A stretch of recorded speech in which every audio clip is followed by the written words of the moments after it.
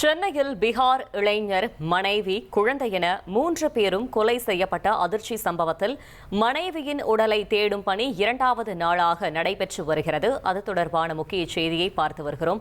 மேலும் தகவலை செய்தியாளர் சாலமன் வழங்கிட கேட்கலாம். சாலமன், வணக்கம். 2வது நாளாக உடலை தேடும் பணியில் எவ்வளவு பேர் ஈடுபட்டிருக்கிறார்கள்? கள தகவல்களை சொல்லுங்க.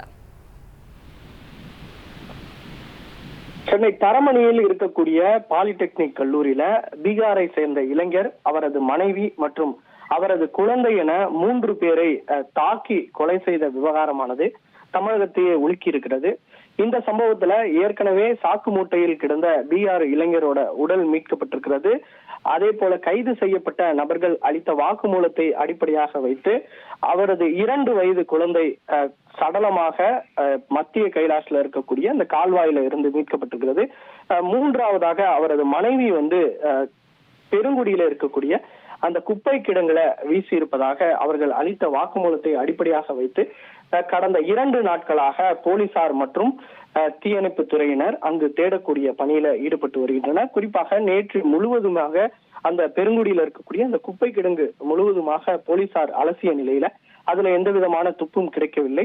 அதனால இன்றும் அந்த உடலை தேடக்கூடிய பணியில தொடர்ச்சியாக போலீசார் இன்று காலை முதலே ஈடுபட்டு வருகின்றனர். அவரது உடல் மீட்கப்பட்ட பிறகேதான் முழுமையான இந்த விசாரணை நிறைவடையும் எனவும் போலீசார் தரப்புல தெரிவிக்கப்பட்டிருக்கிறது. குறிப்பாக பாலியல் வன்கொடுமை செய்யப்பட்டு அவர் கொலை செய்யப்பட்டிருப்பதாக போலீசார் தரப்புல ஒரு தகவல் தெரிவிக்கப்பட்டிருந்தாலும் அவரது உடலை மீட்ட பின்னர் பிரேத பரிசோதனை செய்த பின்பு அதனோட முழுமையான தகவல்கள் தெரிய வரும் எனவும் போலீசார் தரப்புல ஒரு தகவல் தெரிவிக்கப்பட்டிருக்கிறது.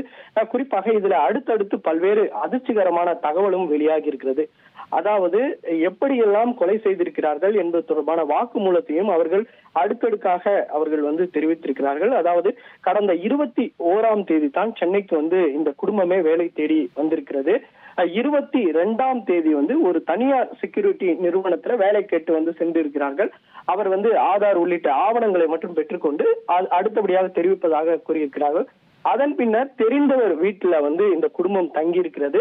அதன் பின்னர் 23ஆம் தேதி ஸ்ரீபெரும்புத்தூர்ல ஏற்கனவே இந்த இளைஞர் கல்யாணத்திற்கு முன்னதாக வேலை பார்த்திருக்கிறார். அவர் கொடுத்த தகவலின் பேர்ல இந்த சிக்கந்தர் என்பவரிடம் அணுகியிருக்கிறார். அந்த சிக்கந்தர் தான் வேலை வாங்கி தருவதாக கூறி இந்த தரமணி பாலிடெக்னிக் கல்லூரிக்கு இந்த குடும்பத்தை அன்றிரவு வரவைத்திருக்கிறார். அப்போதுதான் அந்த சிக்கந்தர் உள்ளிட்ட அவரது நண்பர்கள் இணைந்து அந்த இடத்தில் மது அருந்திவிட்டு இது போன்று பாலியல் வன்கொடுமையில ஈடுபட்ட போதுதான் இந்த கொலை சம்பவமானது நிகழ்ந்திருப்பதாக போலீசார் தரப்புல தெரிவிக்கப்பட்டிருக்கிறது. குறிப்பாக இந்த சம்பவம் நடந்தவுடனே அங்க இருக்கக்கூடிய ஒரு தடயமே தெரியாமல் அவர்கள் அந்த கெமிக்கலை ஊற்றி அந்த வேதியியல் தொழில்நுட்பம் அந்த பிரிவுல தான் அவர்கள் தங்கியிருப்பதால அங்க இருக்கக்கூடிய கெமிக்கலை கொண்டு இவர்கள் மொத்தமாக அழித்திருக்கிறார்கள். இதனால மோப்பனாய் கூட நெருங்க முடியாத ஒரு சூழல் ஏற்பட்டிருப்பதாக ஒரு தகவலானது தெரிவிக்கப்பட்டிருக்கிறது. அதன் பின்னர் இவர்கள் அந்த 2 சடலத்தையும் வீசிவிட்டு 3வதாக சாக்கு மூட்டையில கொண்டு வரும்போது அவரது வாகனத்தில இருந்து தவறுதலாக அந்த இந்திரா நகர் பகுதியில விழுந்த போதுதான் அதை அங்க இருக்கக்கூடிய பொதுமக்கள் நடந்து செல்வதை பார்த்து பயந்து விட்டு சென்றிருக்கிறார்கள். அந்த சாக்கு மூட்டையின் மூலமாகத்தான் இவ்வளவு தகவல்கள் தெரிய வந்திருப்பதாக ஒரு தகவல் தெரிவிக்கப்பட்டிருக்கிறது. மேலும் இதுல தலைவராக இருக்கக்கூடிய மற்ற 2 நபர்களையும் போலீசார் தீவிரமாக தேடி வருகின்றனர். தகவல்களுக்கு நன்றி சாலமன்.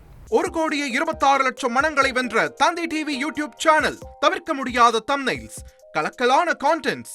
நீங்களும் இந்த குடும்பத்தில் இணைய இப்பவே சப்ஸ்கிரைப் பண்ணுங்க. அசுரபலம் கொண்ட எங்கள் டிஜிட்டல் கரங்களில் உங்கள் விளம்பரங்களை சேர்க்க வாட்ஸ்அப் பண்ணுங்க. 8939888378. Email advttv@dttv.in.